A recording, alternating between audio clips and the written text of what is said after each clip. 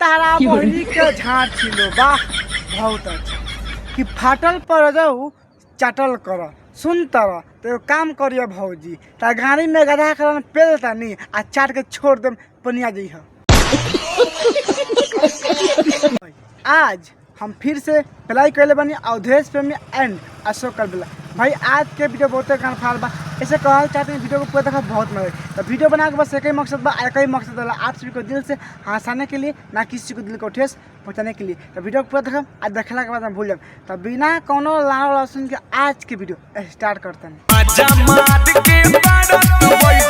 मार के 12 तू बैठल का कैल हन कच्छे खोल के चलो यार हाँ माजा मार के 12 बैठल। ए भौजी माजा मारे से पहले झाड़ छिल हन नहीं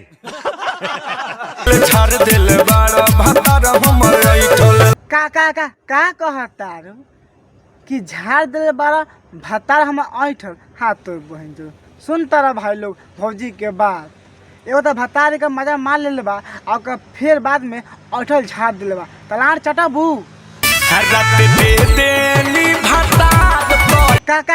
का कहता कि रात दे देनी भतार हाथ तोर बहन के दो।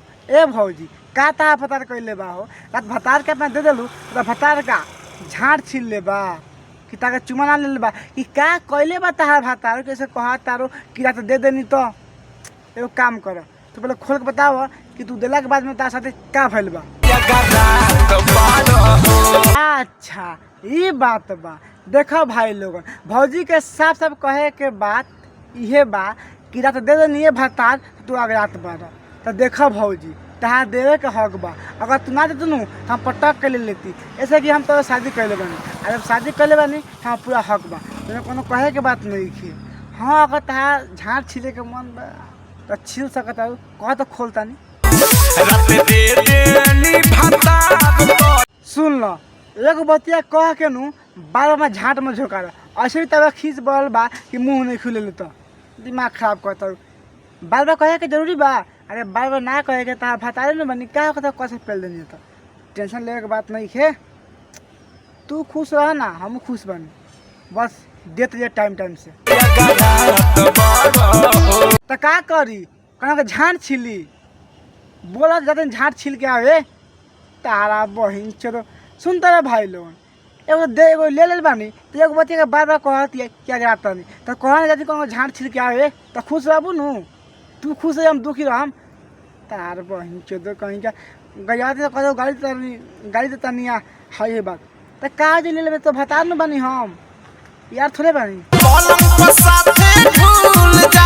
बाह रे सार बुढ़ छुछुनर वाह बहुत अच्छा अब पलंग पर साथे घुल जा। ए भौजी ए भैया के बात मत मानिए भैया तय नु एक बार पेल चाहता तो भैया से बच के रह और भैया कितना पढ़ाता नु मत पटा के पेल दियन मुते के पड़ी।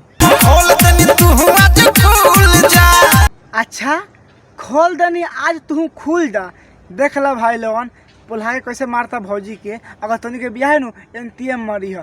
ए भौजी देख ले तो पेल चाहत हो भैया के बात मत आओ कसम से कहता नहीं अगर मार तो कस के नु तो बाद में मत आ कहे ए आकाशी यार पेल देले बा कस के अब तो है के ना दे हम जोश में बानी हमें होश न भावे हो जोश में बानी हमें होश नहीं के। सुन ला भाई लोगन कितना सारा का पहले का मन करता भौजी के ही जोश में इतना बा कि एकरा होश नहीं के। तो ये भैया ला चटबा के झाड़ छिलबा खोल के बतावा मजा पलंगिया पर बाटल कर। हाँ ठीक कहता पलंगिया पर मजा बाटल कर आ भौजी के कौन में दर्द दे देब और भौजी हगले पहरी ना तार बुढ़ छू न देख ले भौजी कितना प्यार से कहता कि पलंगिया पर मजा बाटल कर। ए भौजी तू मत दिए क्या खिलौना नु बहुत लरम बा का कहता रू कि एने ओने भले काटल कर हाथ तोर बहन चोदू। ए भाई लोगन हाँ कुछ ना कम ए भौजी के परिवार के मन बा तुम ने कहते ना भतार से कि एने ओने काटल कर। ए भौजी मत मारवा रे तोर बहन चो फाड़ जताऊ। ओहो का बात बा बहुत अच्छा बहुत है तार बहन चोदू सुन तारा कि फाटल पर जाऊ चाटल कर। देख ला भाई लोगन, तोनी के मेरे वैसे मिली नू तो समझ ये लोगन कि पहले से रंडी बिया। ये से कि अगर ना रंडी है तो कहबे ना करे आए ऐसा बिया तब लोग कहतिया कि फाटल पर जरा चाटल कर। ए भौजी तो झाट छिले देबू आ पटा के पेला ना कर।